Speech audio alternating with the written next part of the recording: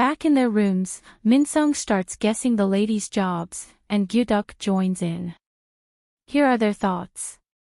Minsung thinks Seo is a professional, and Gyudok agrees, saying she looks like a broadcaster. Gyudok also thinks Soo-jin is a banker because he isn't too familiar with where she's from, but since banks are everywhere, he guesses she might be a banker. He seems to be curious about Soo-jin because she's like a mystery to him. Minsung then assumes that Sebom and Haekyung look the youngest. Gyudok agrees and also guesses that Haekyung might be a veterinarian. Minsung laughs at this random guess, but Gyudok adds that she looks like she'd be good with animals.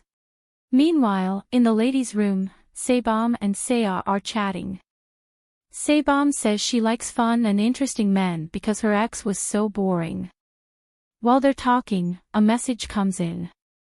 It's time for a one-on-one drink date. Everyone is surprised, including the panelists. The panelists compare it to the one-on-one tea time from the last season but feel this date is happening pretty fast. The date allows participants to have one-on-one conversations with the person they want. There are different spots for these dates, 2 spots indoors and 2 outdoors. The entire process will last for an hour, and they get to talk at each location every 10 minutes. From the last episode, we know that each set of roommates chose the same men, while Gyudok chose Haekyung as his first impression. They all start getting ready. In the second men's room, Jongkyu asks Kwon who he has in mind, and Kwon lets out a mysterious laugh. They both act really mysterious. Kwon finally says he's interested in 2 people, while Jongkyu says he's interested in 1. They realize that the ladies they are interested in are on the second floor. They become aware there's an overlap. Things get more dramatic as Kwon tries to guess the one person Jongkyu is interested in. He guesses it's Seo, and Jongkyu nods in agreement, admitting he wrote her name down for first impressions. This means Jongkyu and Seo chose each other for their first impressions. In his interview, Jongkyu says he chose her because she was the closest to his ideal type. Kwon also reveals in his interview that he chose Seo. They both hoped they wouldn't overlap, but they did, even as roommates. As everyone contemplates their first choices, the awkward duo, Gyudok and Haekyung, run into each other by the stairs. Startled by Gyudok's sudden appearance, Haekyung nearly trips. She explained she was going to check out the date locations. While exploring the seats, Gyudok quickly asked Haekyung if they could talk at the table spot indoors. She pretended not to hear him and showed him another spot in the living room. It could also be that she didn't hear him, but I seriously doubt that. Gyudok gently went there to sit and mentioned it would be depressing just sitting there alone, waiting. She quickly took the table spot and sat there. She was obviously waiting for Kwon because she thought Kwon liked her. Gyudok looked a little sad and disappointed because she clearly wasn't into him, but he took it like a champ. Haekyung was excited, even messing with the doors and trying to close them in her usual cute way. It suddenly seemed like she was trying to shut Gyudok out, lol. I'm not sure why she did that, but it was quite funny. Gyudok just sat there admiring her cuteness, smiling and also looking disappointed. His ears were red because he was blushing a lot just looking at Haekyung. He must really like her. During her interview, when asked whom she'd choose as her 4th place in first impressions, Haekyung chose Gyudok because she didn't know his age yet. She also said that he felt like a younger brother to her. The panelists exclaimed that that wasn't good for Gyudok since he likes her. While Haekyung was downstairs waiting for Kwon, Jongkyu and Kwon were in different places, lurking around for Seo to come out of her room. Jongkyu couldn't wait any longer, so he knocked on their door. The roommates, Sebom and Seo, are both interested in Jongkyu. Sebom was in the dressing room getting ready, and Seo was scrolling through her phone in the bedroom when they heard the knock on the door. He gently opened the door and Seo was right there, so he invited her out. Without hesitation, she jumped out of her chair to catch up with him. Meanwhile, Sebum ran out of the dressing room, but they had already left. Sebum walked out of the room pretty fast and she saw both of them walking down the stairs. It was chaos downstairs as everyone seemed confused, except for Jongkyu and Seo, who had already agreed on a date. They decided to get their jackets so they could sit outside. Haekyung, who had been waiting for Kwon, was quite shocked and a little disappointed when Kwon didn't approach her table or talk to her. Instead, he walked past the ladies after realizing that Jongkyu and Seo had gone to fetch their jackets to date outside. He was trying to figure out the dating arrangement and said loudly, "Oh, it's either you find a date or a date finds you, right?" He commented that the ones sitting down were so fast, since all the indoor spots were taken. He said this while passing by Haekyung. Haekyung became uncomfortable. She decided to stay put, chatting with Sebum. He walked past her again, not realizing she was waiting for him. It was then she realized that Kwon might not be interested in her and she may have misunderstood his previous gestures. I have to say, I'm also confused why he acted so nice to her earlier and even rushed to sit opposite her at the dinner table. Was he a little interested but changed his mind after hearing the reasons for their divorces? So, he walks past both Haekyung and Soo-jin, the two ladies interested in him. He walked past them and decided to go sit outside. On his way out, Gyuduk advised him to grab someone to join him, but he declined, saying he'd rather wait, that waiting is more comforting. So, off he went. He stepped outside and choosing the cute gazebo spot, he walked past the bean-bag spot, and sat alone waiting. Soon, Jongkyu walked in the midst of everyone, saying he was going out for a talk, with Seo following right behind him. As they headed to the bean-bag spot outside, Kwon's expression didn't look so good. However, it seemed he set up a timer on his watch and waited. This man and his wristwatch share a deep connection. He loves looking at his watch, ha ha ha. Back in the house, once the other ladies found out that people had paired up, Soo-jin jumped into action and went straight for Gyuduk. Min-sung came downstairs for the first time and was still confused about where the date locations were when suddenly, Haekyung got startled by him again. Her reaction is absolutely cute and hilarious. So, he decided to join her. Sebum, the last remaining female, naturally paired up with Kwon and went out to meet him. Kwon gave Sebum some hand warmers. They smiled a lot and were a little awkward in a sweet way. To break the ice, he asked if she had been to Jeju Island before now, and she replied that she had, 3 years ago. They went silent again for a moment, then he asked if she liked traveling. She responded that she loves it and mentioned that she went on a solo trip to India while in school. He thought it must have been scary for her, but she said it was so much fun, her best trip ever. When she asked him the same question, he said he loves traveling too and makes sure to travel at least once a year. He shared that he went to Thailand in January and loved it. They also talked about their love for driving. It turned out they had a lot in common. Their conversation was light and filled with laughter. They laughed a lot even when they weren't speaking. Gyuduk was a little bothered watching Haekyung with Min-sung. However, at Haekyung's spot, the two quickly friend-zoned each other. They chatted and discussed their first impressions. Min-sung shared that he chose Sebum while Haekyung shared that she chose Kwon. She even explained she made this decision based on the kind gestures he showed towards her earlier, giving him specific details of the things Kwon did. Min-sung, in his interview, said he chose Sebum because she caught his eye and he likes pretty people. They both agreed to switch dates quickly since the people they really wanted to chat with were currently chatting with each other. At Seo's section, Jongkyu broke the ice with a joke after asking if she was the quiet type, and she agreed. He then added that he too was a little. He paused mid-sentence, then concludes with "I'm the outgoing type," which made Seo laugh.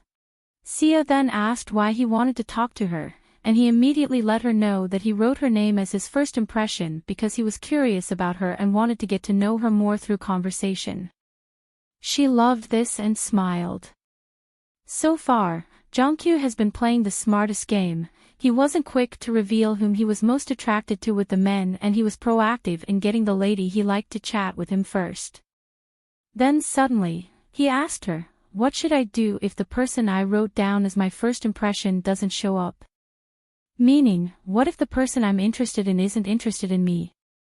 Once again, this man is a charmer.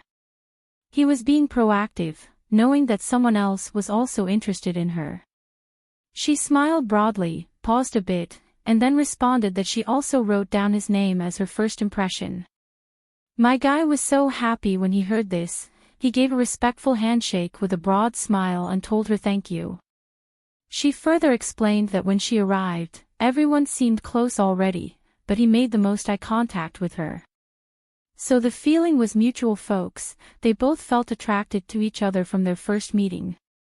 Jongkyu was grinning from ear to ear after hearing all this. At Sujin's spot with Gyudok, she talked about the most random things, but it was fun because of her bubbly and free character. She described herself as Vitamin when she first entered the house, and I think that is a pretty accurate description of who she is from what I see on their date. She began by expressing her surprise that most participants were from Seoul, as she had expected people from all over the country. She asked Gyudok if he was a native of Seoul, and he confirmed. She then mentioned that she speaks with a dialect, demonstrating it and laughing. Gyudok recalled that when she said she was from Chilgok, it was the first time he had heard of the place. He added that because she doesn't use her dialect until she feels close to someone, he felt they were already close when she did. Sujin shared that she had been to Seoul 3 times, including a middle school field trip to the Blue House. She continued chatting about various topics, giggling and beaming like a high schooler in love. Gyudok had difficulty understanding some of her words, which made the conversation even funnier. She mentioned 2 other favorite places and suggested they visit one together wearing hanbok. He agreed, saying it would be fun to do that in the summer. 들어가기 어려운 거 같긴 해. 그래 8월부터 준비해야 돼. 10월에 야간개장 보려고 그럼 8월에 티켓팅 해야 된다고.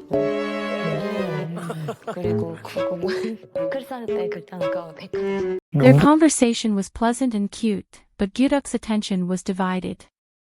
He was a bit distracted and disappointed because the person he wanted, Haekyung, still didn't seem interested in him. Sometimes, he took a peep or looked longingly at Minsung and Haekyung's spot, but other times, he was happy to have someone who wanted to engage with him. Back to Minsung and Haekyung, after agreeing to switch partners, she advised him to get some hot packs and to act cool when he sees her. Minsung went to his room to check on how Sebom's date was going through the window. He saw her laughing and muttered to himself that she must be enjoying herself. Then he grabbed some heat packs from his closet and quickly made his way downstairs. He walked past Jongkyu and Seiya, who looked anxious, wondering if he was about to disrupt their date. All eyes were on him as he strolled handsomely, and headed straight for Sebom's table, and commented, "Was it far?" I feel that's his cool way of saying, "Did I take too long to get to you?" Damn guys, he's hot. He told them to let him know when they were done talking. Kyuan responded that they were just talking about this and that, and she asked if he had taken a spot inside that their place was too cold. I guess Kyuan might have interpreted that to mean something negative because the look on his face showed he was surprised about her comment. Minsung stood there waiting for their reaction, then Sebom mutters to herself that she's guessing there's no other spot inside. Kyuan was still a little flustered, but then he got up saying, "Since a guy came for a chat, I guess I have to get up." Without hesitation, Sebom gave him back his hand warmers. Minsung told him he wasn't trying to chase him away, he could stay longer if he wanted, but Kyuan said it was okay and left, which I feel was very gentlemanly of him. Then Sebom and Minsung started talking. He asked if she was okay since she looked really cold, and then he gave her new heat packs. He asked her how she was doing, and she replied that she was initially nervous. During the first impression voting, she couldn't think of a name, but now she was more comfortable and believed she had memorized everyone's names correctly. He mentioned that he memorized the name Sebom easily as soon as they met. But then, he tries to tell her his name. He said mine is. Then hesitated a little, so she completed it for him and called him Sun Songwoo, or something as such. In short, she got his name wrong, lol. They laughed about it, and he corrected her with his actual name. 제 이름이 아, 손성공. God have mercy upon us. Their conversation flowed smoothly from there. He made sure to let her know he recalled details from their first meeting, like her not being a drinker. They talked about their hobbies. He likes going to the gym, and she loves fitness. They had a nice conversation going on. After the exchange of dates, Kyuan finally went to Haekyang for a one-on-one. She was so happy. She poured him a cup of alcohol in a very funny way.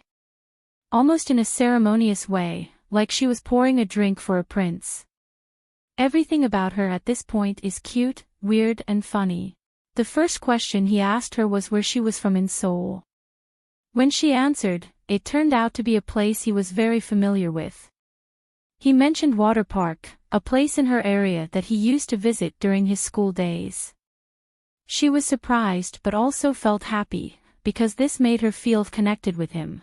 They started talking about alcohol tolerance, and she said she could drink 2.5 bottles in moderation. Kyuan was surprised and almost complained about drinking too much. He asked if she wasn't worried about getting drunk. She explained that after drinking, it's important to go to bed early, but that early hours of the morning after, you should have a hangover drink, then you'll be fine. But it seemed Kyuan wasn't feeling that conversation, because after she said this, it was all cricket silence. There was nothing else to talk about. The panelists speculated that he might not have found her alcohol tolerance talk funny and might not like ladies who drink. Back to Soo-jin and Gyuduk. They got a message that they had 20 minutes left and could exchange partners if they wanted to. Gyuduk asked her if there was anybody else she wanted to talk to after receiving the message. She said she was okay, and he tried telling her it was okay if she wanted to go, but she was all squirmy like a soft plushie, moving like a girl who was finally spending time with her crush. While twisting and turning, she said, "No, I'm okay where I'm at. I want to stay here with you and talk." This scene was so mushy, it made me feel so happy inside. You can tell she really likes him. And guess what? Soo-jin revealed in her interview that she made a mistake with the names when writing her first impression. The only name she remembered was that of Kyuan, so she wrote that down, but the person she was actually trying to write down was Gyuduk. So her first impression was actually Gyuduk, which is why she was so giddy and happy talking to him. Gyuduk too looked so happy. It was so cool to see him happy. Soo-jin's charm also showed through her weird humor. When Gyuduk said he was good at driving, she said she's not too good at driving but likes to peel oranges and is very good at peeling them. So she offered to peel tangerines for him while sitting in the passenger seat. She even asked for them to be closer friends to each other. One of the best moments occurred when she told Gyuduk to ask her what she was best at. When he did, she humorously replied that she's excellent at carefully watching the navigation system. The conversation was the most fun because she kept jumping from one topic to another non-stop. At some point, my guy looked exhausted and his expression darkened a bit, but she went on, saying, "If you date me, you might find me a bit annoying.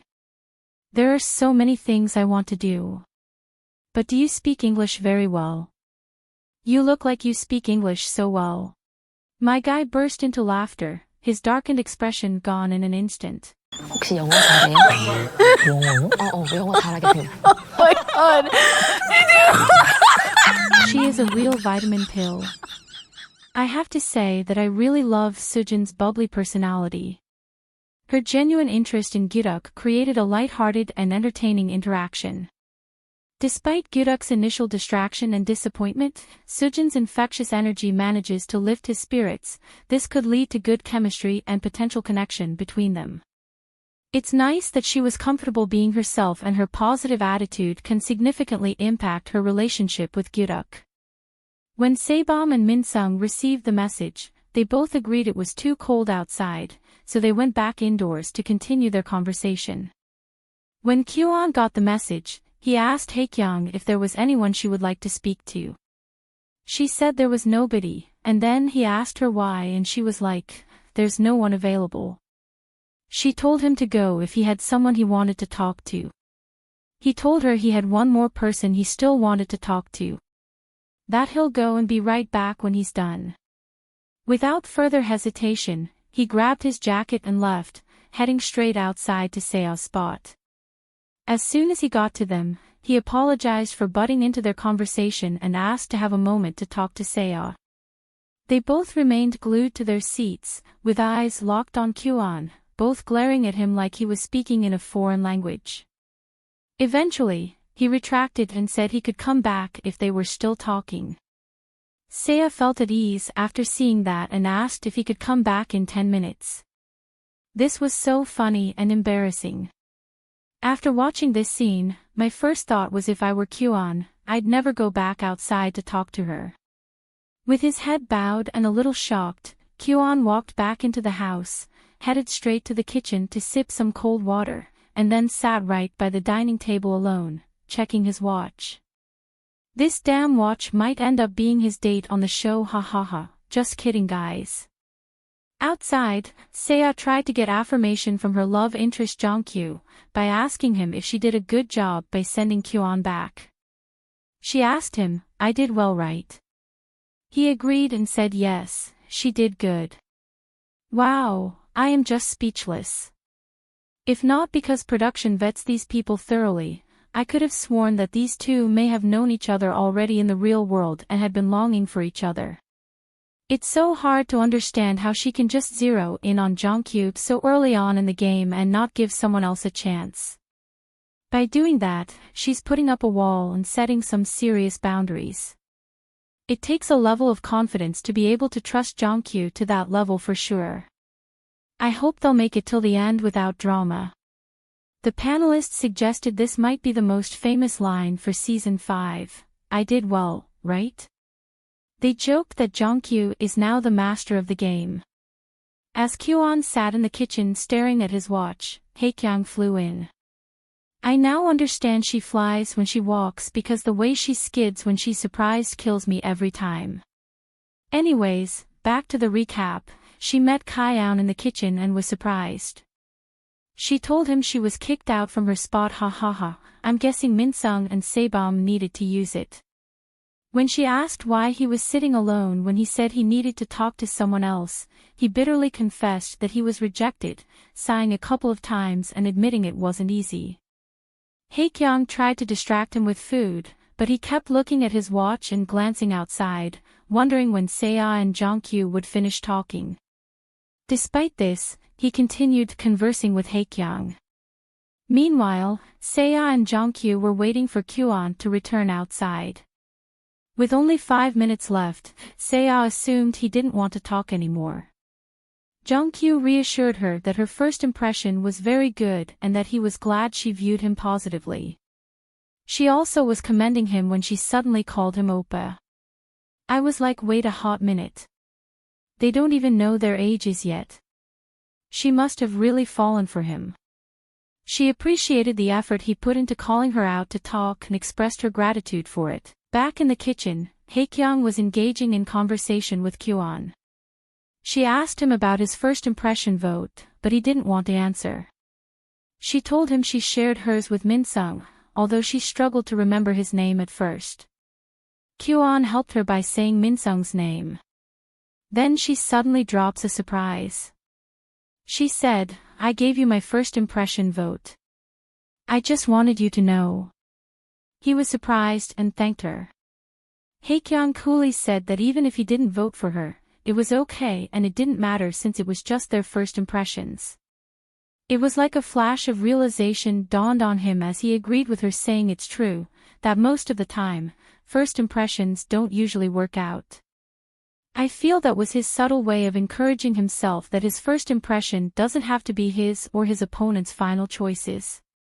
It seems like Kwon found comfort in knowing that Haekyung voted for him. He expressed his concerns to her. He said he was nervous about rejection. He felt if people kept rejecting him, his self-esteem might become low before he exits the show. I can't even picture that. Why would such a handsome man put himself in a situation that'll make him lack self-confidence? During his interview, Kwon explained why he didn't go back outside to talk to Seo. He expected Jongkyu to get up after 10 minutes so he could go out, but when that didn't happen, he assumed they were waiting for him to come out, so instead, they continued their conversation. It's understandable that he didn't want to face the awkwardness of interrupting their discussion again, especially with cameras around. Eventually, all the dates ended. In the end, only Seo and Jongkyu seemed to be the happiest, having spent the full 50 minutes together, and they both wanted each other. By the end of day 1, when Haekyung was asked who she was attracted to, she said nobody. Sebum also wasn't happy. In her interview, she expressed her disappointment. She was bothered by the fact that Seo and Jongkyu only talked to each other without engaging with anyone else. She stated that Jongkyu was still her first choice even though they hadn't talked. Personally, I feel this was a bummer. I guess age also makes a difference because season 4 participants managed their tea time one-on-one date really well and gave each other chances to talk with them, unlike this one. Also, it's a little iffy that Seo could fall so easily and so fast. Could it be that she has some insecurities when more of their details will get revealed? I noticed Harem had a similar vibe in season 4. When they have a quick attachment like this, it could be influenced by insecurities or other factors, so she might be trying to lock down the easiest guy she can get. I'm not sure what's up, but I hope I'm wrong, and I'm patiently watching her in 4K lol. Kwon looked really pissed when Seo and Jongkyu finally returned indoors. Gyuduk even teased Jongkyu, suggesting he must have had a great conversation while staying outside throughout without minding the cold. Jongkyu, however, responded he didn't realize they had other options. In response, Gyuduk playfully encouraged him to do as he pleased, addressing him as an older brother. This caught Jongkyu off guard, humorously questioning what would happen if Gyuduk turned out to be older. The moment brought laughter to everyone except Sebum and Kwon. Kwon actually excused himself from the scene. Seo then chimed in, agreeing with Gyuduk's sentiment and jokingly mentioning that she found herself calling Kwon Oppa as well. She laughed as she said this, keeping the atmosphere light, though Sebum seemed less amused. Seo and Kwon managed to resolve their misunderstanding. Kwon explained that he had expected Seo to come inside after their conversation. Seo reminded him of their initial plan for him to join them outside and apologized for the confusion, which was a nice gesture. By 3 a.m., Seo found herself back downstairs in the dining area with Jongkyu, unable to sleep. Clearly, she already seems to have a serious crush. Even Jongkyu had hearts in his eyes as he looked at her. He was enjoying his newfound love in the kitchen while Kwon, my guy, was left tossing and turning in his bed upstairs, lost in thought. The sad part is that they are roommates. Already, there was cold air around them now. This tension nearly led to a collision between the two when they walked by each other on the stairs. The drama has already begun even though it was day 1. I can't wait to watch the next episode. Thank you for supporting my channel. Please like the video and subscribe. Thanks for watching. Hit the like button and subscribe if you want more content like this. Bye.